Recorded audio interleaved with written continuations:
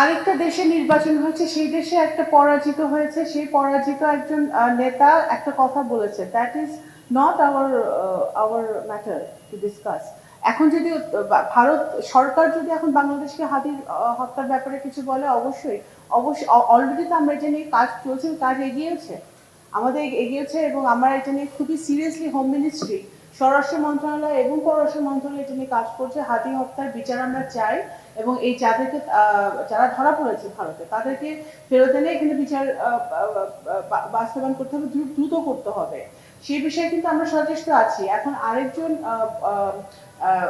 একটা ইলেকশন হয়েছে আরেকটা দেশে, পাশের দেশে, সেখানে